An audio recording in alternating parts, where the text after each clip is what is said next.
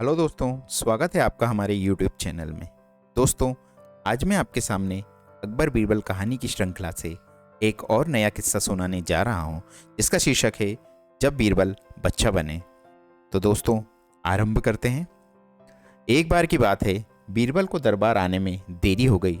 राजा अकबर बेसब्री से बीरबल का इंतजार कर रहे थे। जैसे ही बीरबल दरबार में पहुंचे, अकबर ने उनसे देरी का कारण पूछा।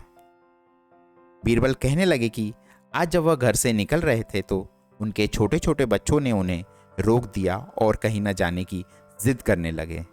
इसी तरह बच्चों को समझा बुझाकर निकलने में ही देरी हो गई।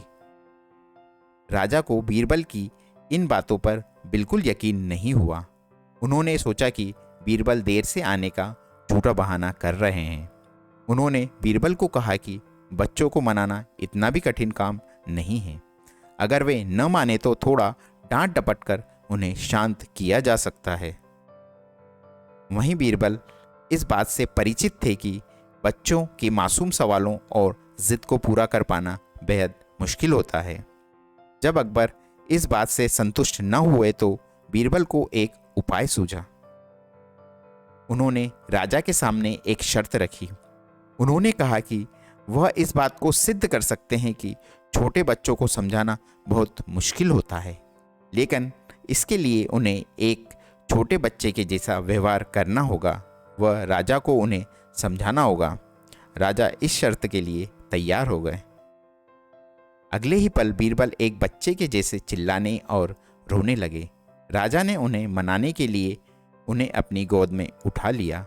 बीरबल गोद में बैठकर राजा की लंबी मूंछों से खेलने लगे। कभी वे बच्चों की तरह मुंह बिगाड़ते तो कभी मूंछों को खींचने लगते। अभी तक राजा को कोई आपत्ति नहीं हो रही थी।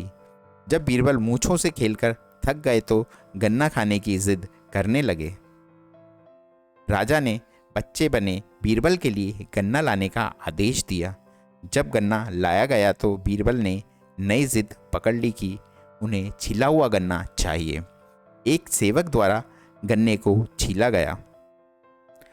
अब बीरबल जोर जोर से चीखने लगे कि उन्हें गन्ना छोटे छोटे टुकड़ों में कटा हुआ ही चाहिए।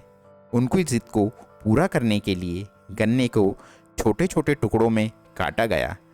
जब राजा ने इन टुकड़ों को बीरबल को खाने के लिए दिया तो बीरबल ने उन टुकड़ों को ज़मीन पर फेंक दिया। राजा को यह देखकर बहुत गुस्सा आया। उन्होंने गुस्से से बीरबल से पूछा, तुमने गन्ने को नीचे क्यों फेंका? चुपचाप इसे खा लो। डांट सुनकर बीरबल जब और भी जोर से रोने व चीखने लगे, अकबर ने प्यार से पूछा, कहो बीरबल, तुम क्यों रो रहे हो? बीरबल ने जवाब दिया, मुझे अब छोटे नहीं एक बड़ा गन्ना चाहिए।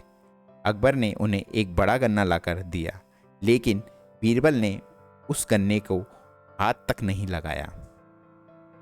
अब राजा अकबर का गुस्सा बहुत बढ़ गया था। उन्होंने बीरबल से कहा कि तुम्हारी जिद के अनुसार तुम्हें बड़ा गन्ना लाकर दिया गया है, तुम इसे न खाकर रो क्यों रहे हो? बीरबल ने जवाब दिया कि मुझे इन्हें छोटे छोटे टुकड़ों को जोड़कर एक बड़ा गन्ना खाना है। राजा ने बीरबल की इस जिद को सुनकर अपना सिर पकड़ लिया और अपनी जगह जाकर बैठ गए। उन्हें परेशान देख बीरबल ने बच्चा बनने का नाटक खत्म किया और राजा के समक्ष गए।